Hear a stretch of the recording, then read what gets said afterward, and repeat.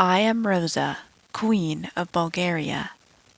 It was the will of my people that we remain true to our pacifist roots, and so I defied the patriarch, crowning myself ruler over my lands. Now, some say that my illness and disfigurement is God's judgment against me, a sign that I am unfit to rule. Though it is true my health fails me, I dare not show any weakness. The strength of Bulgaria and the authority of my house must be indisputable if Bulgaria is to endure. Welcome back to Crusader Chronicles, our Bulgaria Moesia campaign here. Last episode we finally formed the Kingdom of Bulgaria, the great dream of our father Marco there, our first character. But the mood was not as celebratory as it could have been, I guess, because our queen, Rosa, was diagnosed with cancer. So it's a little bit of a precarious situation. We have a very young kingdom here that needs strong leadership to assert itself and, continue on. But it could be that succession is looming here, depending on how Rosa is doing there. But from her perspective, there's really no time to waste here. She cannot afford to show any weakness. She must press on and prove her own strength and prove the strength of her kingdom. So, we last left off just before holding court there. We finally formed our own court with our own kingdom there. So, we'll pick up where we left off there.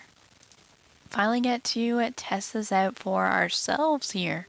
So, I admit I spent an embarrassing long amount of time trying to figure out how to zoom in here. But you gotta press this little button down on the right, the photo mode, and now you can switch between the different views. It's still not perfect in my opinion. Some of the views are just not my favorite, I guess. I believe there is a mod that lets you sort of zoom at will instead of the presets there, but I haven't tried that out yet. But we can definitely see all of our courtiers here, which is pretty cool. We can see we can take a screenshot there. That's pretty nice. But court is looking a little sparse here, so let's see what options we have here.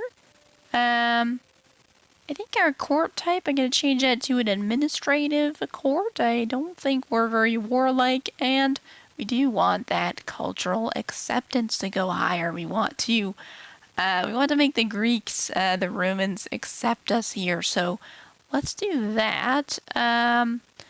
I don't think I'm going to change any of this other stuff right now. I don't really have the cash. We spent it all on the coronation there. But what do we have here? We have some court artifacts.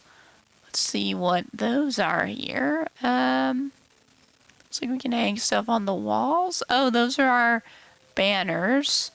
So let's put a banner right above our throne there, and we got another banner over here. We need a third banner to make everything even there, but so I think that's about it for the options here. Let's take a look at holding court. And I always find this pop-up here a bit funny. It says that there's a stream of people just surging into the room to see us here. But at the bottom there, it says we're only going to meet with 3 people. So, yeah, tough day at the office for Rosa here, meeting with just 3 people there. But let's gesture for the first in line to approach. So the first person to approach here is Mare Snezana and her husband. She believes someone is trying to kill her husband. She has no evidence but suspects Count Bernardin. Given his reputation for villainy, she begs me to imprison Bernardin. I can't imagine, like, a mayor being like, hey, I have no evidence, but can you imprison this count? Because based on the feudal system, I'm pretty sure he is considered her better by far there. So, yeah, I can't imagine this going well for her. I definitely don't think we are going to side with her. So we're going to say that malice is not a crime in itself. She has no evidence of this. And next up is our knight Anthemios. He's actually our brother-in-law as well as our knight. You can't help but notice that in recent times the realm's finances have not been the healthiest. I mean, we did have a lot of money a couple days ago. We just spent it on the coronation there, but alright. He thinks that we can find some use for some extra gold. He's willing to buy a minor settlement off of our hands. Yeah, so this guy basically just looking for some land for himself there. He's matrilineally married to our sister there, so yeah, I think that's a fair request. It is family after all. And we're willing to give him the barony of Elena. And the last petitioner up here is a peasant, it seems. A peasant that wants us to sponsor the cult of a local saint.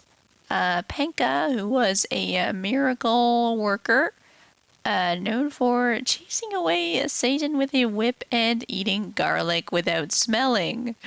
That is kind of funny there, but yeah, I mean, Penka seems like she would get along with Rosa here. She's a learned, wise woman there who is temperate and forgiving. So, sure, that sounds like a person that we want to support. We are willing to create a temple holding here, which will, I guess, improve the peasants' opinion of us at the cost of some piety.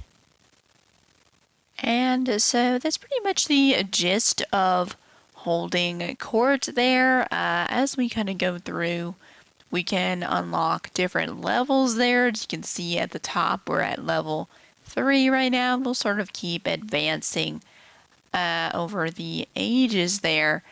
But I think it's fair criticism, I guess, to say that the events are fairly inconsequential there.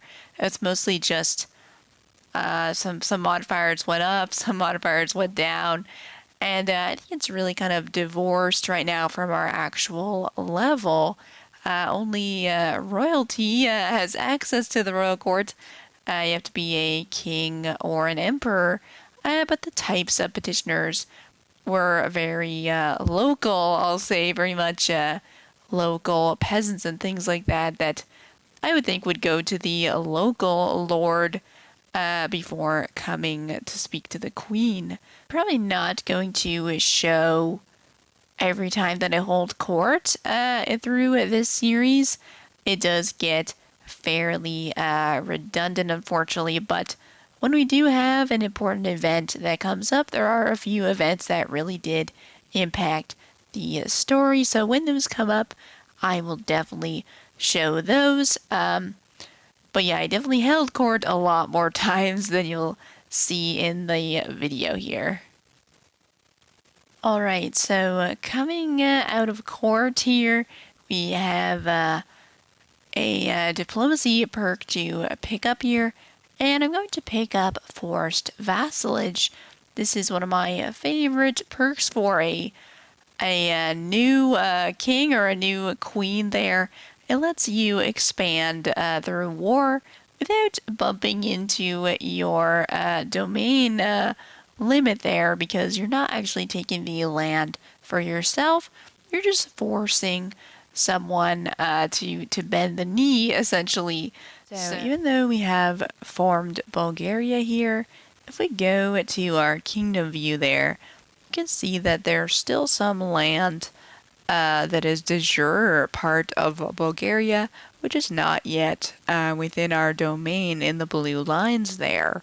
So these are the folks that we should be looking at vassalizing, perhaps.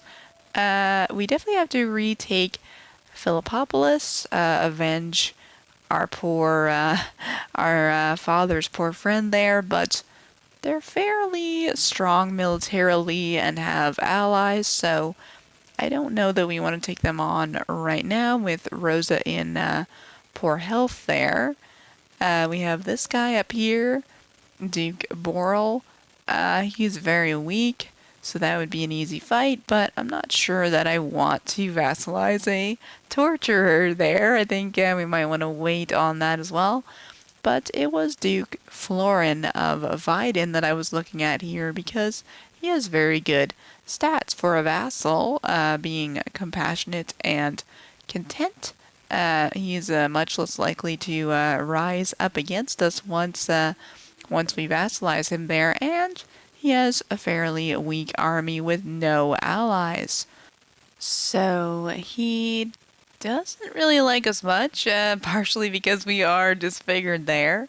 If we right-click him here, we can see that we could offer him vassalage, but he will not accept by minus 74. So he's pretty set on not accepting peacefully here.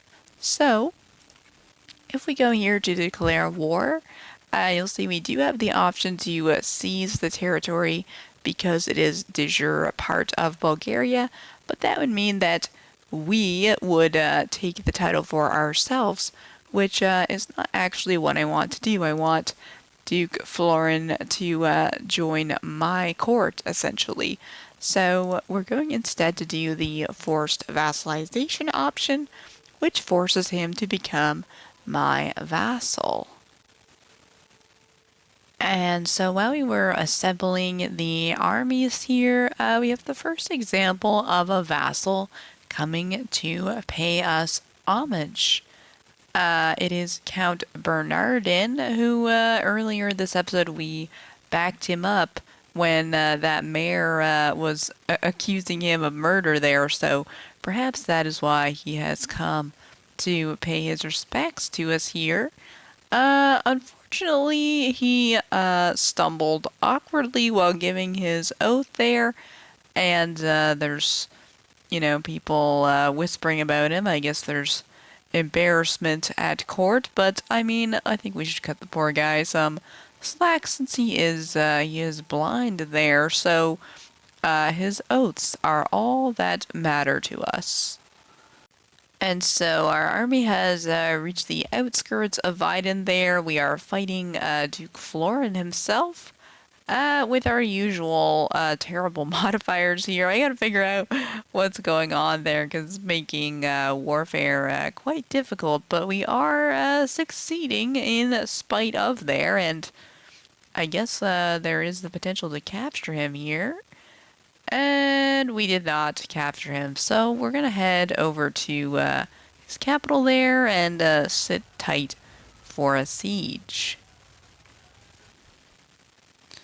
And just a few days to go here, and we've sieged all of poor Florin's holdings down, so he is forced to accept our demands here, and he has arrived in our capital to also pay us homage here, and he's even brought us some gifts, so you know what, we're forgiving. We accept his generous gifts here, and we made him our marshal for good measure there. And unfortunately that was Rosa's last act before succumbing to cancer there. She passed away quite suddenly, didn't even get the skull and crossbones notification there. But I think it's very good that we fought that vassalization war, just asserting our authority one last time there. And we'll be playing once again as a queen, as Rosa's daughter Anna here. So yeah, absolutely subscribe to the channel to keep following along with the story. And we should have Rosa's blog post up on our blog shortly as well if you want to watch for that. But we'll see you next time on Crusader Chronicles.